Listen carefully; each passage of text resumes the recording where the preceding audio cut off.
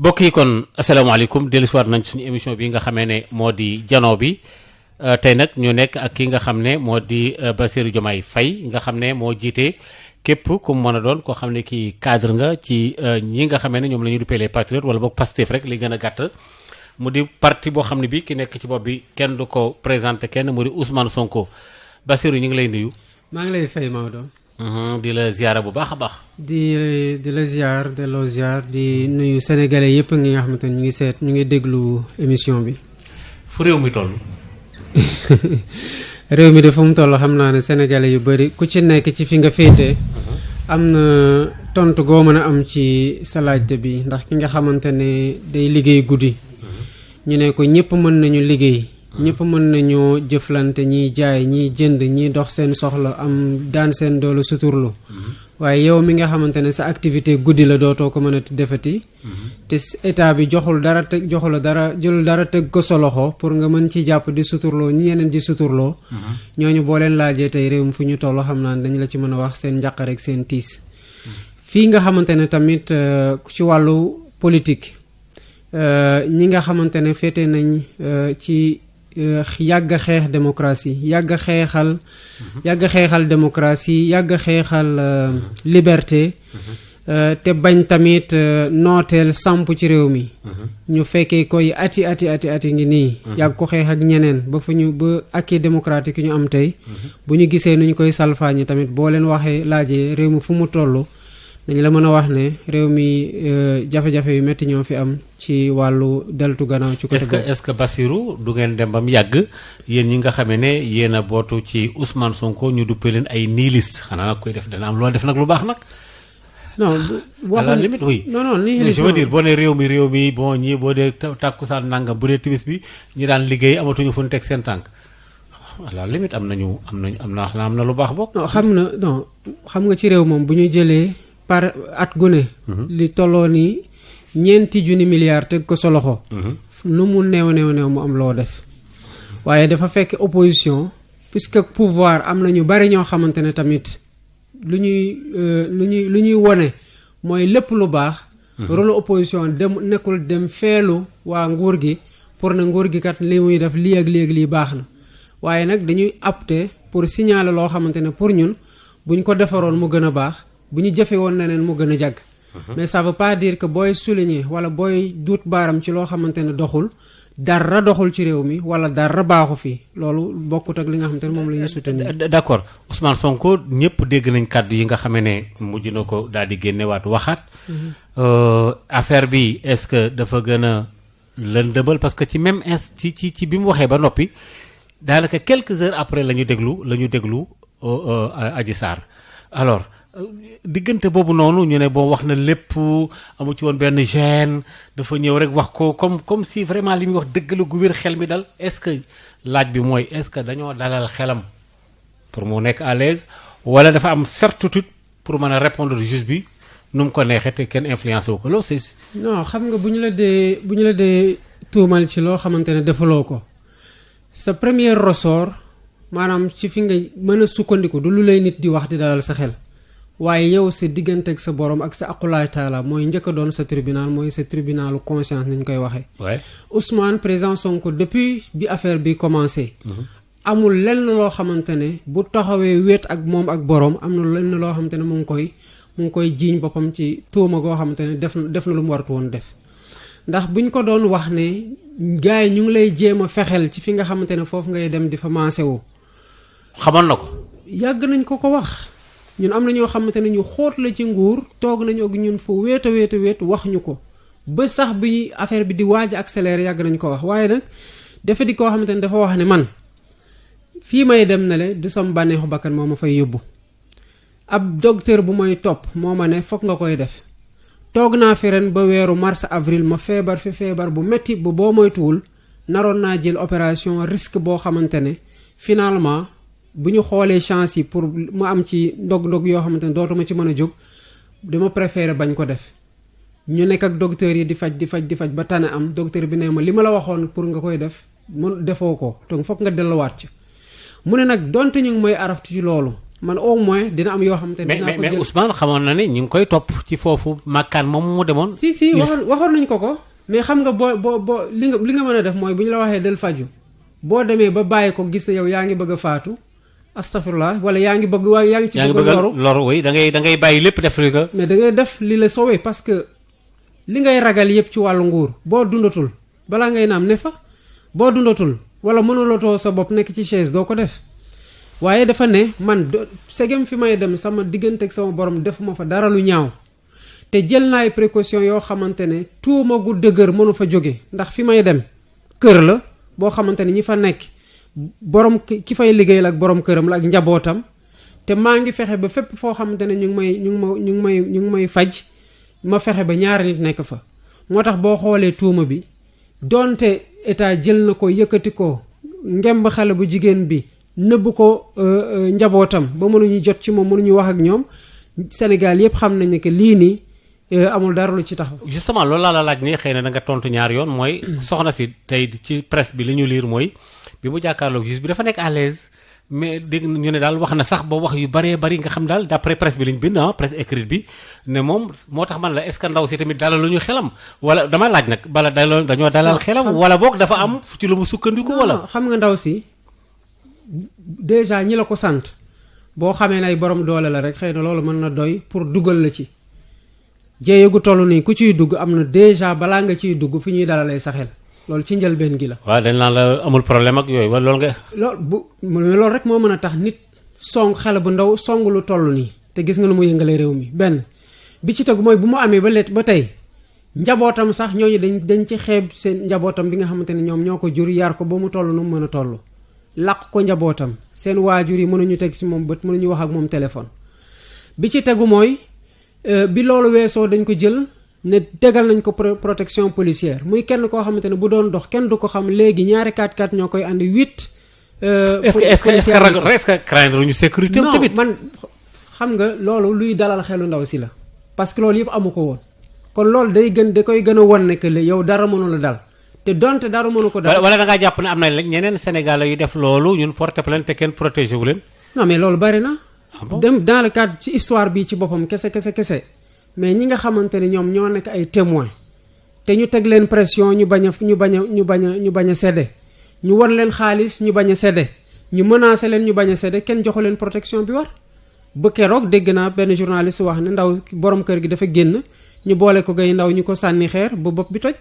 ñooñu kan moo leen protégé tey kenn protégé wu leen parce que taxawuñu ci li nga xamante ne ñii lal complot bi nii noonu lañ bëggoon ñu taxawee loolu kese moo fi am. mais c'est terrible ma fàttali na ñi ngi ci jano bi ak kii nga xam ne moo di Bassirou Diomaye Faye mi nga xam ne moo jiite cadre yi nekk ci parti bi di Pastef les Patriotes alors yéen cadre yi ci seen bopp moment bii ñu toll ngeen nekk ci guddi gu bët setagul te ngeen bokk ci parti Ousmane Sonko di ay cadre di ay boroomi xam-xam jàng ñu xam leen bu baax a baax ci réew mi jaaxlewu leen. de damay laaj rek de. non je veux dire lu ngeen taxawee. parce que affaire bi est-ce que amul ba mu yàgg mu nekk lu énigmatique ci seen kanam wala fu ngeen jëm wala lu ngeen nar. non xam nga parti bi moom ñi nekk ci biir parti bi nu mu gàtt benn at rek yàgg nañ gis ne que parti bi bu mu sosoo ba léegi ba nit ñu commencé gis tànk yu mu commencé doxe rek ci lañ ko commencé song. Sénégalais yi dañ koy fàtte waaye cong gu gën a rëy gu gën a métti gu ñu song parti bi moo nekkoon.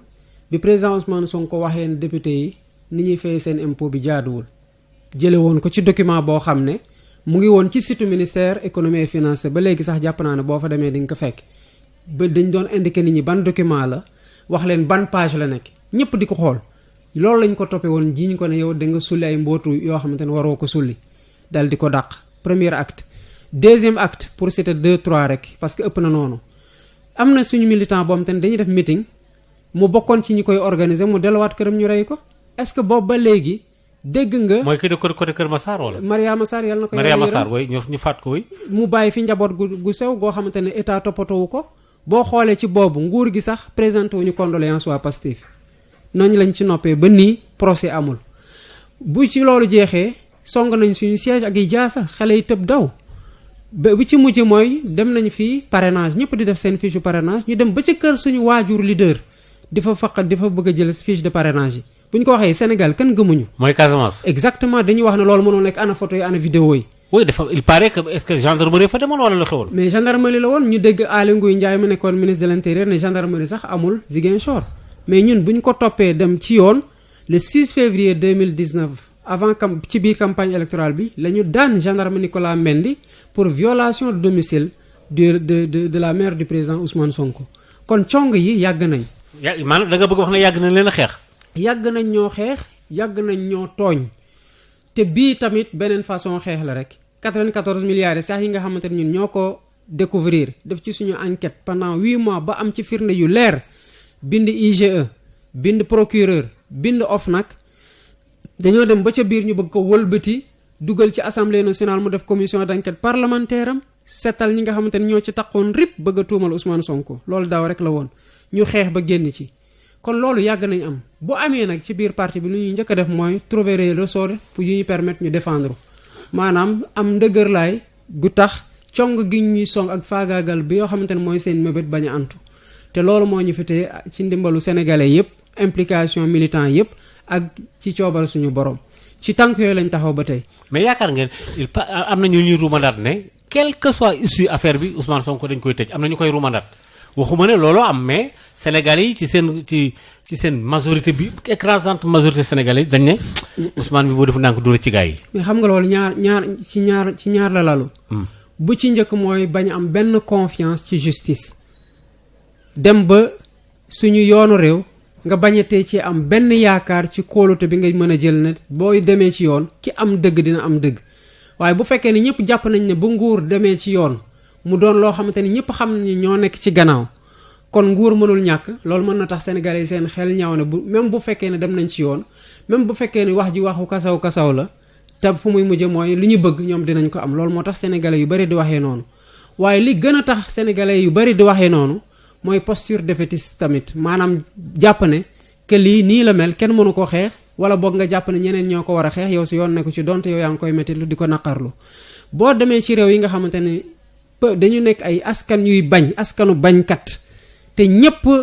am loolu di ko dund bu jotee ñu war a fajal seen bopp ñoom ñépp a génnandoo kenn du xaar sa moroom du ñu xalaatee nii ndax am na ñoo xamante ne nguur gi fi nekk ñoo leen ëppoon doole foofu nootoon seen askan ani Ben Ali ani Moubarak ani Saddam Hussein ani Kanegi Kan am na bu ñoo xamante ne fii dañu jëloon seen réew noot leen ba kenn du ñemee nooy boo demoon Tunisie dañu doon wax ne ci gannaaw tunisien bu nekk nguur gi am na benn policier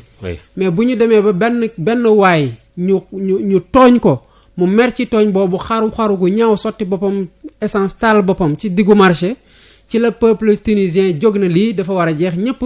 xam ne am na limite yoo xamante ne franchir nañ ko te ñoom ñoo ko war a fajal seen bopp ci lañ ko fajalee seen bopp si sénégalais yi wax loolu yépp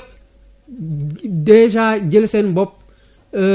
bàyyi ko Macky Sall mu jàpp ne lu ko neex war na ko mën a def Ousmane Sonko parce que ñoom dañu nekkul ci posture lii warul mën a dem te ñun ñëpp ko war a bañ buñ ko defoon ñun ñëpp ñu bañandoo ko te ñun jàppee ne warul tegu ci yoon parce que buñ demee bay wax ne quelque soit nu mu demee maanaam ko Ousmane am dëgg dañ koy tëj Ousmane bañ a am dëgg dañ koy tëj bu fekkee ne nag nekk nga ci réew moo xamante ne boo amee dëgg mën nañu la tëj te ñëpp jàpp ne lu normal la ñu di ko xaar ba di ko waxtaane mais ça signifie que war nañu xoolaat ban askan lañu bëgg a nekk li nga xamante ne ay nit xeex nañ ko ñàkk ci seen bakkan tuur ci seen deret ñàkk ci seen liberté ndax tëj nañ ko te foog naan depuis 1960 ba tey mën nañ ci lim ay cas yu bari ay figure symbolique yoo xamante ne tëj nañ leen ñii rey nañ leen bi ci mujjee rek 2012 la entre fin 2011 début 2012 ci bi nit ñi doon xeex pour troisième mandat bañ a am bi nit ñi doon xeex pour dévolution monarchique bañ a am bi nit ñi doon xeex pour bañ a dem bàyyi fi doom mais ñaata nit ñoo ci dee laata Macky Sall di falu fukk ak ñeenti nit ay policiers ak ay ñoo xamante ne duñu ay takk der mais ñooñu lu ñu doon xeex bu tey ñu am ko tey am lu ñuy bañ est-ce que dañoo war a bàyyi kenn nit ku ñëw ci climat boobu maanaam ci contexte boobu profito ci falu président mu gën a salfaañi ak yëleef doomu aadama yi nga xamante ne xeex nañ ko ba sàmm ko Sénégal loolu jàpp naa ne benn sénégalais waru ko nangu te gëm naa ne dañu am sénégalais yoo xamante ne dinañ ci xar seen tànkatu bay xeex ba fi seen doole yem. léegi Diomaye Faye est-ce que parfois tamit xaabaabulu leen c'est-à-dire est-ce que tooñu leen Macky Sall yéen lu jëpp ngeen ne Macky Sall la parce que ci kaddu Ousmane Sonko yi ñu dégg yëpp moom depuis le début suñu waxee mu ne Macky Sall la ko def est-ce que dafa am est-ce que Ousmane Sonko dafa am ay firnde yu ko wér péng ne lii Macky Sall moo nekk ci gannaaw wala dafa wax rek sànni ci mboy gi pour sànni Macky Sall parce que tamit soo naan nit ki moo def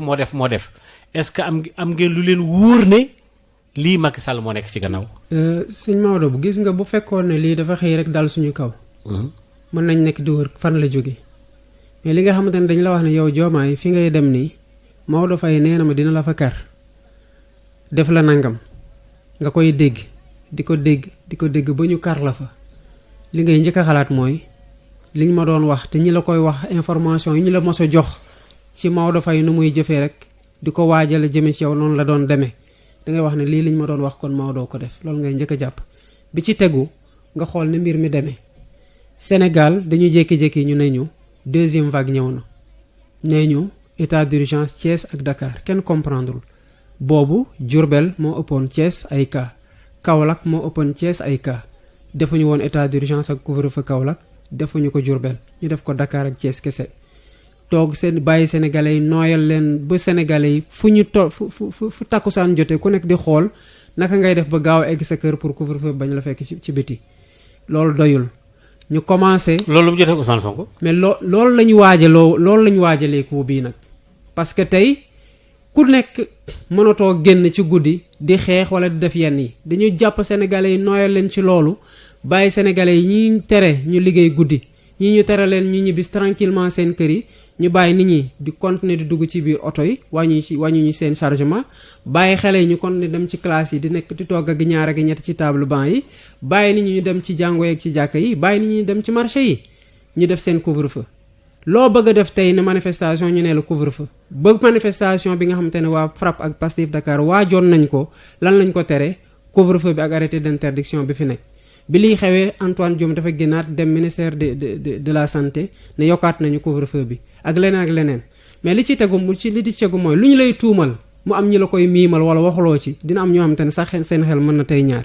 waaye yow ndeyu mbili gi nag boo demee ba tuuma googu ci say wax yàlla nattu la nga nangu ne li ñu lay wax nii am nga loo ci laale. kenn waratu am fu mu ko waxee. mais président Macky Sall moo dem ba ci RFI keroog. waaw dafa ne moom yooyu du ci dugg parce que nee na c'est son vraiment pire adversaire en politique c'est très bas yooyu du ci dugg quoi. wax ñetti wax la. d'après li mu wax. ñetti wax la bi ci njëkk mooy ki nga xamante kii mu dal nii mooy sama pire adversaire politique. oui maanaam kon moom adversaire politique am yi dafa am yu baax am yu tane am yu bon. waaw parce que le mot pire mooy bu bon. waaw pire vraiment c'est un peu. waaw c'est xaw na doy waar tuuti bu dee ci déggin boobu la. non déggin boobu rek lañ ci mën a am. parce que am nay adversaire am na yi ci baax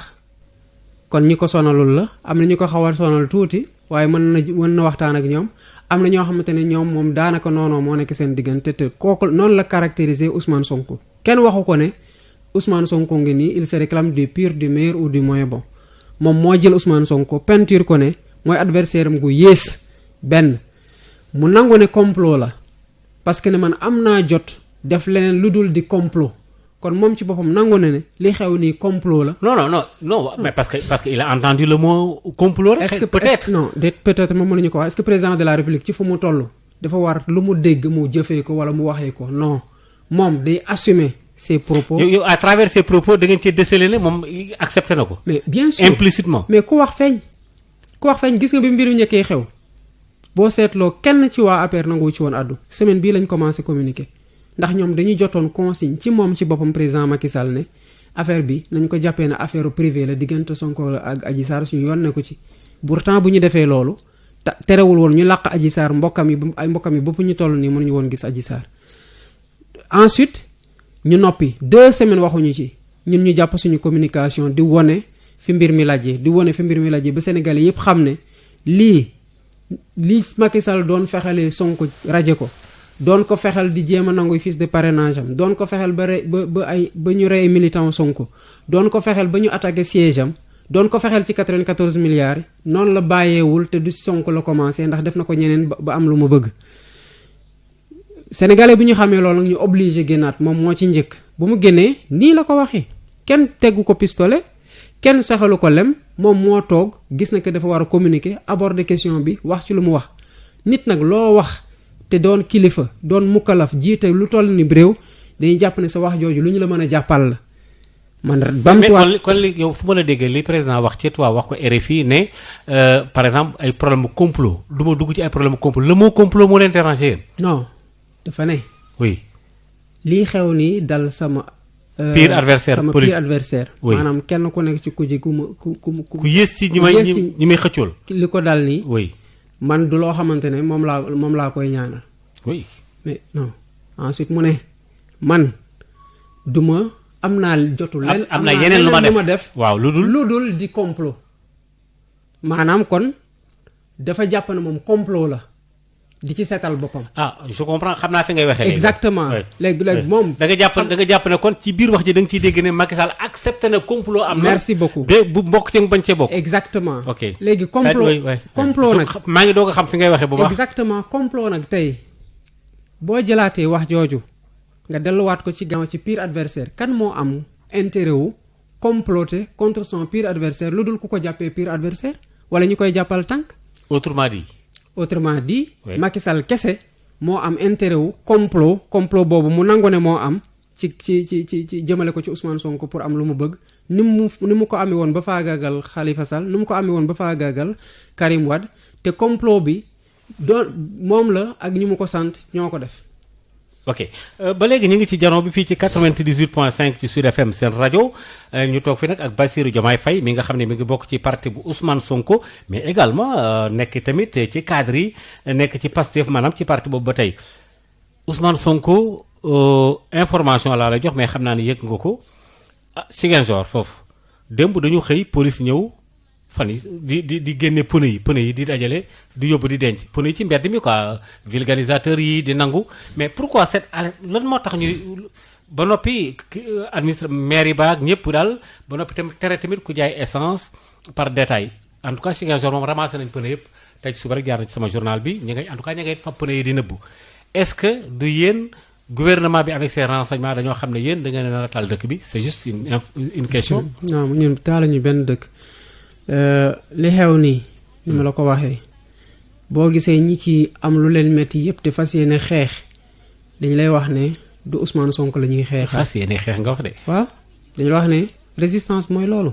mooy bañ dañu ne du Ousmane Sonko moo ci am solo waaye nag lu ñuy salfaañee ak yelleefi doomu aadama ak démocratie bi nga xamante ne xeex nañ ko ay ati ngi nii nit ñëw bëgg ko salfaañe loolu la ñuy bañ moo tax. du waa Pastef kese nga gis opposition yu muy bëri ay divergence yépp boo xoolee ci bii yoon loolu seen divergence teg nañ ko fee mel ni seen mbiru bopp la moo tax nga gis opposition parlementaire bi nu mu comporté woo ñi nga xamante ne ñooy les mouvements citoyens Y'en a marre FRAPP coalition activistes yi coalition le peuple ak ñeneen ñëpp noonu lañ ko jàpp ne dañu war a xeex parce que bu ñu xeexul lii boo moytul dinañ toog seetaan ba li am ci yeneen dëkk yi maanaam nit ñëw falu bañatee faa jóge ba jóge fa jox doomam noot ñëpp boo moytul moo fi am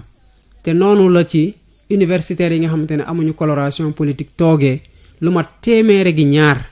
ay nit ñu jàng ba dem ci fi njàngale gën a kawe def seen manifeste pour dénoncer ni àq ak yelleef fi doomu aadama di deltoo gannaaw ci gannaaw noonu la société civile à travers 5 organisations yu ci gën a am doole tey que muy RADDHO que muy la Ligue sénégalaise des droits de l'homme que muy Afrikajom que muy le Forum civil social sénégalais ak ñeneen ñoo xam te ne mën na am sax fàtte naa ak Amnesty International bu Sénégal bindee ci def communiqué ci affaire Ousmane Sonko pour dénoncer li nga xamante ne moo fiy xew kon liy xew nii nit ñi di jóg di génn di xeex du mbirum Pastef kese nit ñi nag bu ñu dee xeex li ñuy njëkk a def mooy dañu bëgg manifester wane marche pacifique wane ni li ñuy def nii ànduñu ci nit nag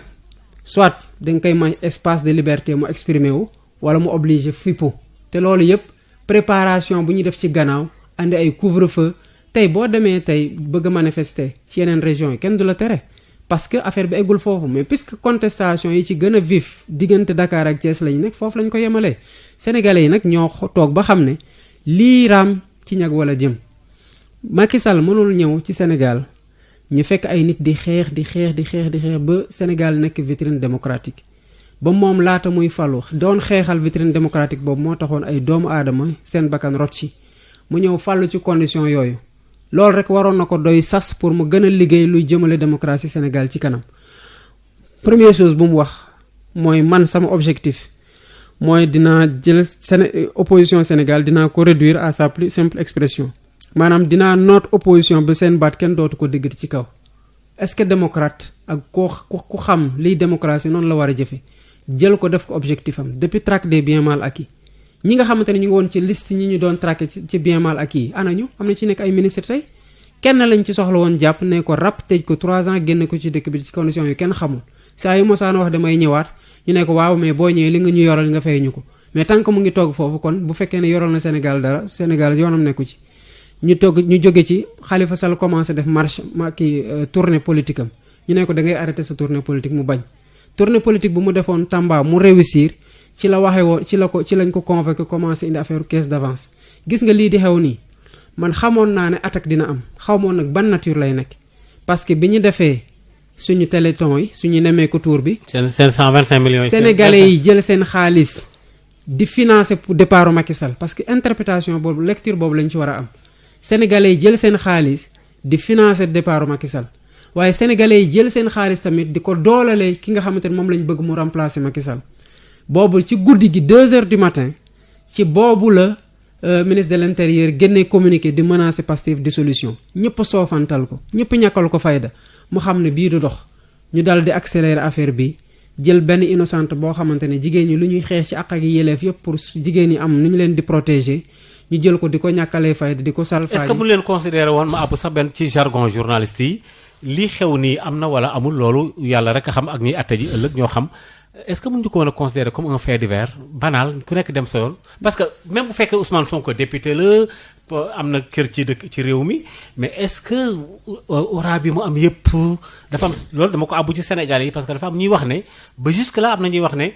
est-ce que lii jar na ñuy mobiliser ay gendarmerie ay police ay matériel militaire police sécurité est-ce que jar na lii fi réew mi toll ñu bloqué lépp ndax lii rek jar na ko. non xam nga mënatuñu wax am na Sénégalais yi ñu gisee noonu. non mënatuñu wax loolu di ko neenal mënuñu ko xam lan moo tax.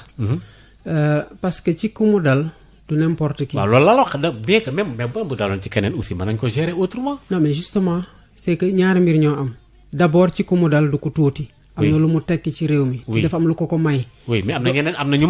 mas a dal ci réew mi. ñu am daraja gu toll ni moom. oui non mais en fait am na ay temps yoo xam ni bon au nord du pays ci jamono Ablaye Wade ñu naan jigéen sàngam fekkoon nañ ko ci bon du ñu tudd tur mais amoon na fi ay ci gannaaw quoi. oui mais yooyu après bon. mais déjà Ablaye Wade moom boo ko gëm-gëmaleeg Macky Sall ci mbirum démocratie moom xam naa waa PDS dinañ am lu leen metti ndax lu yàlla ak yàlli la Ablaye Wade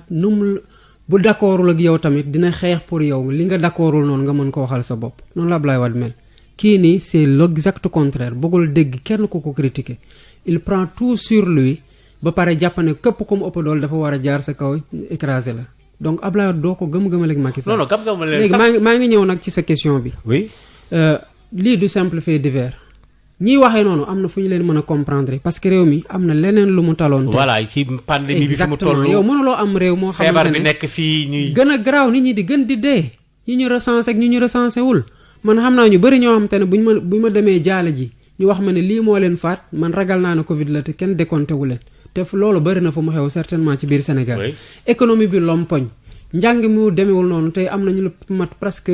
des milliers d'étudiants yoo xamante ne kenn orienté wu leen c'est-à-dire mosuñu leen sax bu ñu amee bac jël leen yóbbu leen ci université ni privé ni public ñu ngi toog seen kër yi. am na ñoo xamante ne ñu ngi leen doon fayal ci ay école laata pay bi di jeex école yooyu dàq nañu leen kon Sénégal bëri na loo xamante ne waroon na ko mën a toppatoo mais boo amee président boo xamante ne amul grandeur. waaye lu ko soxal mooy xool naka la faagaagalee adversaire politique am bëggul jàmmarloo kenn koo xamante ne xam na ne kii mën na ko créer problème ci ni koy askan yi jëlee dugal ko seen xol bu boobaa bu li amee du la bett waaye lu ñu waroon mën a soofantal la sax bu fekkoon ne lu am la.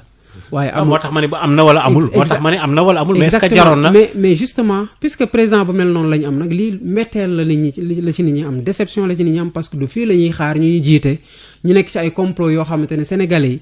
vaccin yi ñu waroon di waxtaane nii sax mbir mi def ko suul et c'est regrettable c'est une très mauvaise publicité pour la démocratie beneen affaire bi nag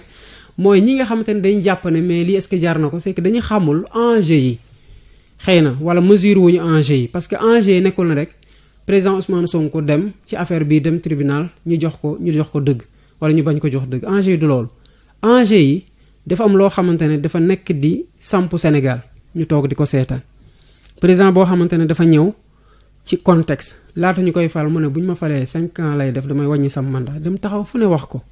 muy njiit. oui wax na ko France. exactement nekk référence boo xamante ne ñun dañuy jàpp ne bu ñu ko doon tànn dañoo tànn ci kenn ci ñu gën ci réew mi parce que bu ñu dee tànn njiit on est supposé avoir choisi le meilleur d'entre nous.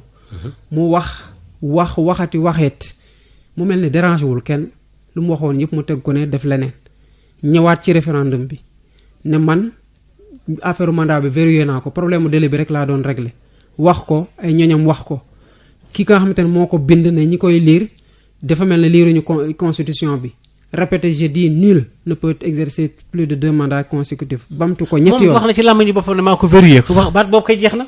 gis nga nag bu mu ñëwaatee 31 décembre 2018 lan la waxoon dafa ne man am naa mandat 7 ans ba pare bu ma sénégalais yi wóoluwaatee ci 2019 bii ñuy dem dénkaat ma damay daal di def 7 ans plus 5 ans muy 12 il faudra partir loolu c'est dafa leer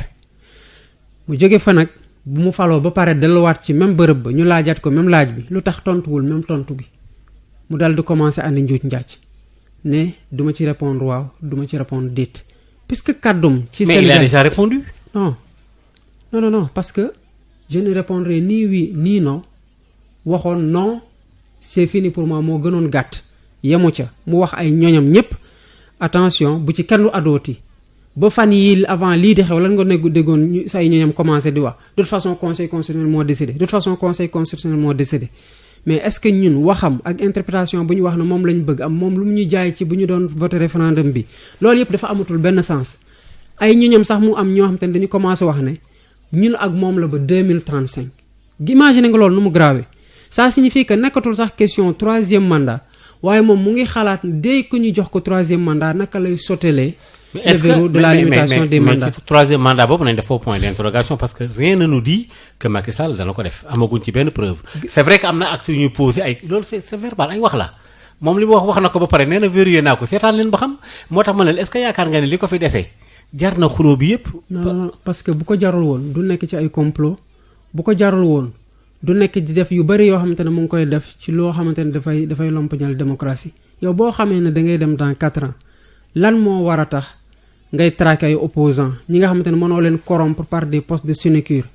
nga di leen traquer ñi nga xamante ne mën nga leen corrompre nga di leen jël di leen yóbbu ci poste yoo xamante ne ñoom ci seen bopp ñoo ko bañaloon seen bopp ba pare ngay wax ne de toute façon ñun ñi fi regroupé wu tey on fait 85% de l'électorat comme si ñu leen voté loon yéen da ngeen leen jënd signé ak ñoom contrat boo xamante ne abadan daayiman bu ñu leen voté les prochaines élections yéen la ñuy voté loolu ñàkk respecté sénégalais ak ñàkk leen weg weesu ko waaye na sénégalais yi xam ne Macky Sall lu mu nekk di samp fu mu toll nii mooy benn clan wala dynastie pétro-gazière boo xamante ne bëgguñu fi jóge parce que gis nañu ressources naturelles yoo xamante ne bëgguñu ko won gannaaw perspective bu bàyyi nguur dem mener une vie normale xam na après le pouvoir y a une vie loolu Macky Sall ci boppam daf ko intégré wul. Ah bon? te posé wul benn acte boo xamante ne ça va dans le sens de pacifier le Sénégal dem ci Sénégal gu dal mu def nu mu ci war a def génn par la grande porte non ba léegi ci ay règlement de compte lay nekk ay petit complot yoo xamante ne amul benn président bu digne bëgg a sortir par la grande porte de l'histoire mooy doxalee noonu. lan ngeen yaakaar ci justice bi fii ñu toll nii tembe comme yéen wóoruwu leen Macky Sall lu wax ngeen ne mooma est-ce que dafay impliquer ne même justice bi bon am na ñu ko wax man waxuma ko mais dañu wax dañ leen instrumentaliser justice bi dafa nekk à 2 vitesses nangam dañu amuk péete est-ce que yéen ñi ay cadre jàng xam ni yëf yi di doxe man mbooloo moom ngelaw loolu mën na leen a yóbbaale wala da ngeen non du ngelaw gu ñu yóbbaale c'est que sénégalais yi di wax yooyu tamit dof duñu ay dof wala ñu nekk ñoo xamante ne ñun ñoo leen gën a jàng ñu gën a jàng fopp ñoo koy wax ñi nga xamante ne ñoo tolloog ñun njàng ñu ngi koy wax ñi nga xamante ne ñoo ñu yees njàng waaye ñooñu gën ñoo mën a seetlu di déglu débat di déglu rajo di seetaan débat yépp xam li ñëpp xam ñoo koy wax ñenn ñi dund ko sax ci tribunaux yi balaa ngay gën a am découragement ci justice Sénégal nga dem toog ak avocat yi ñi nga xamante ne ñoom ñoo fay liggéey guddeeg bëccëg suba ak ngoon ñu xamante bu baax seen biir ñoom ñoo lay wax ne man fii laay liggéey waaye gëwma justice Sénégal loolu sénégalais bu toog wéet ne je crois à la justice de mon pays il faut laisser la justice faire son travail rek da nga commencé soit da nga commencé am loo fàtte wala seetlu woo ko wala nga bëgg justice nekk bras armé comme nu mu ko mosaana nekkee mais foog nga ne justice bu am doole gu mu war am ci biir dëkk dina toog def un acte d'interdiction de sortie du territoire à Ousmane Ngom président de la République jël Ousmane Ngom dugal ko ci avion sachant qu'il est interdit de sortir du territoire dem yóbbu ko mu voyager justice boobu lañu am justice boobu lan la représenter en termes de contre-pouvoir tey ñun bu ñu defee suñu problème 94 milliards est-ce que dégg nga ci procureur addu ci bële déggoo ko foofu lañ ko mujj bàyyi dem ci juge d'instruction lan lañ ci wax amuñu intérêt à agir parce que on n'a rien perdu mais l'action publique reste là parce que ay dërëmu Sénégal la bu mu la tere nga saytu même boo jàppee ne pour Ousmane Sonko amul intérêt à agir yow tu as connaissance des faits délictuels ou supposés infractions mais lan moo la tere nga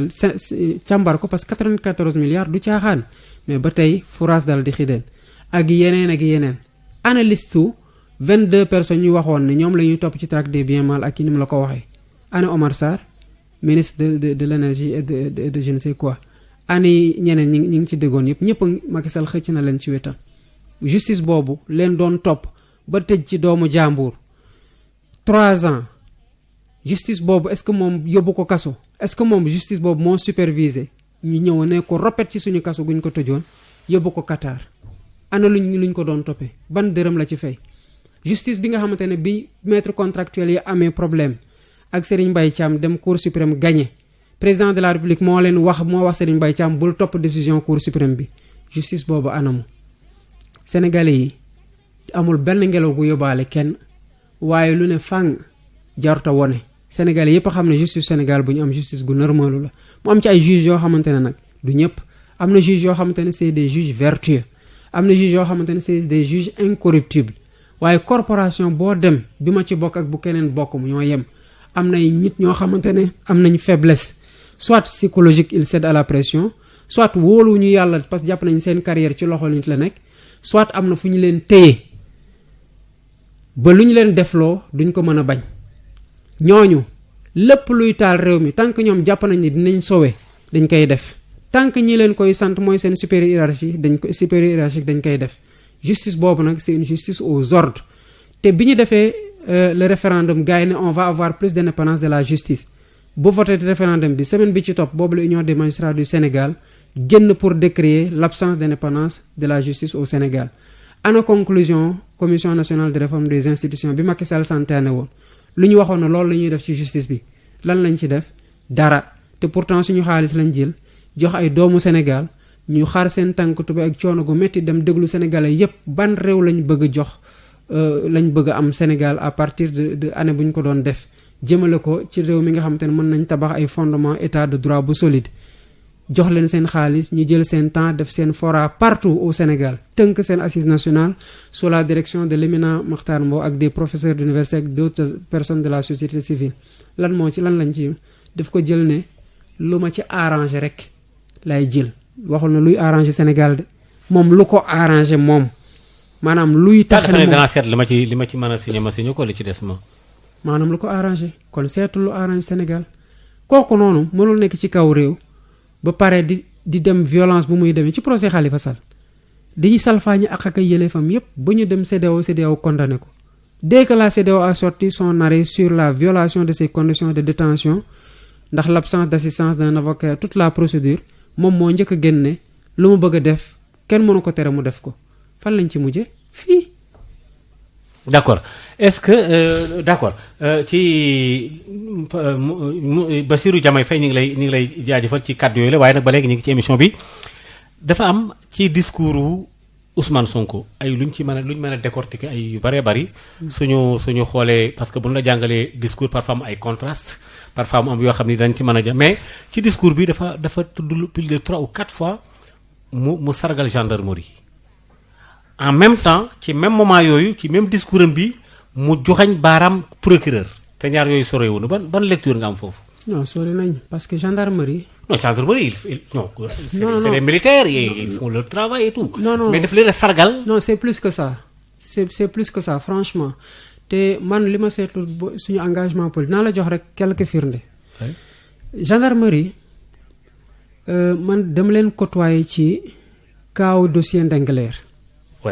buñ fa intervenir dafa am ñi nekkoon ci dossier yi génnoon def benn interview jam leen baaramu tuuma automatiquement dañu diligenter enquête pour xam est-ce que lu ñuy tuumal gendarmerie noonu dafa am ay nit ñu nekk ci biir gendarmerie yu doxalee noonu parce que c'est un corps qui est obsédé par son image bu jàpp ne institution la que ñi fi nekk amul kenn koo xamante ne da nga ko war a gàkkal laata ngay dem de ce point de vue là duñ ci transiger kenn du nguur du keneen. maanaam ils font convenablement leur travail ils sont sérieux. non franchement sérieux boobu mënuloo lañ ko bañ a reconnaître beneen dossier bi mooy fii nii dafa am ay suñu ñeenti ndaw ñoo xamante ne bu ñu jógee ci jotoon am fii di ñibbi. ñu ngi leen fekk ci arrêt bi ay nit ay gendarme gis leen ne leen yéen ci marché bi ngeen jógee embarqué leen yóbbu ci gendarmerie Ouakam. benn gendarme bu zélé suñu futti leen dóor leen ba ñu ne nem ba seen ndigg li diggu gannaaw yi tërgën sumi leen photo leen sotti leen ndox mu sedd loolu du gendarmerie en tant que institution moo organisé loolu mu koy superviser bu ñu ñëwee ñu won ñu ko ñu ànd ak avocat bi dañu dem gis commandant bi ànd ak suñu avocat dem ci grille booy sumee ko ñu gis ko automatiquement dafa woo ku ko def ne dina jël les mesures disciplinaires qu'il faut parce que lii du lu mu war a def jour boobu la entendre booy yi amul lenn lu ñu leen di toppee ñu libérer leen donc corps boobu c'est un corps d'élite qui tient à son image et qui la soigne sur le terrain ànd ci professionnalisme boo xamante ne boo leen sargalul tamit bu bësu duut leen baaramu tuuma jotee doo ko mën a def parce que objectivité mooy bu nit defee lu mu war a def nga ne ko nga jaajëfal ko bu mu defee lu mu war a def ci réew mi nga xam te ñëpp a ko bokk nga ne ko li nga def ni waruloo ko def moo tax mënul bañ a sargal jaajëfal gendarmerie ak yenn force de l'ordre parce que la police aussi am na loo xamante ne remarqué nañ ko dénoncé nañ ko def nañ communiqué de mime de menacer mais on maintient lu ñu leen tuumal cela ne veut pas dire que tous les policiers sont comme ça pour ñun tamit l'essentiel de la police ils sont en train de faire un excellent travail par contre lu ñu gis démb ci buntu président Ousmane Sonko loolu luy gàkkal image police la ñëw andi sa van gaare ko à 2 mètres de la maison d'un leader politique je ne parle même pas du fait que ñu barricade tout le coin booy dugg ñu lay foo jëm Ousmane Sonko quand même à ce que je sache il est présumé innocent dañ ko jiiñ tuuma rek kenn waxagul na kenn mënagul wax ne yoon jàpp ne yaa ko def donc il garde la liberté présomption d'innocence mais boo amee présomption d'innocence man droit yi ma am yépp nit ñëw seet si ma te kenn du ko ne fan ngay jëm kenn barricade wul sama kër c'est les mêmes droits et les mêmes prérogatives la yore au nom de quoi ñu war a andi seen auto équipé ko de dispositifs de surveillance et d'écoute de brouiller les vidéos de surveillance de sa maison de intercepter communication yi loolu dafa ruslu et c'est pas à cela que doivent servir les corps loolu noonu ni ko président Ousmane Sonko waxee dem c'est excellent mais nañ ko dem dans un contexte de terrorisme nañ ko dem jëmale foofu ci contexte bi nga xamante ne insécurité am na ci yenn zones yi nañ ko dem yóbbul ko foofu mais pourquoi mobiliser autant d'arsenal jël un véhicule d'écoute téléphonique de la police ñoo ne ko fa fan ñu am ay altercation ñuy photo sax agents yi nga xamante ne ils sont dédiés à ces tâches là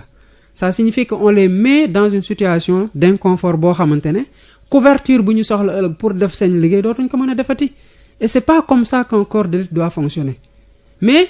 ñoom ñoo war a bañ ñi nga xamante ne dañ ciy ñëw romb ñuy gàkkal deru police wala deru gendarmerie wala deru armée ci yooyu parce que ces forces de l'ordre là elles doivent être citoyennes et être à côté du peuple bu ñu sentir ni que askan bi lii mooy seen jëmukaay. mais attention bu fekkente ne jàpp nañ ne constitution bi Macky Sall mooy premier militaire du wala général du pays est-ce que force de l'ordre yëpp bu fekkente ne ndegam jox nañ la ko waxuma ne moo leen jox ndigal mais est-ce que ñu am nañ indépendance boobu aussi bien que gendarmerie moom rafetlu nañ ñu bari seen liggéey mais bon est-ce que foofu tam amul lëndëm. non xam nga lépp ci ça dépend ci carrière ku nekk ci kaw. oui am na loo xamante ne ki nekk ci kaw bu ko bañee. du wàccee ordre yi. li ñu mën mooy defoon naa la tel poste léegi dem lay changer mais na la changer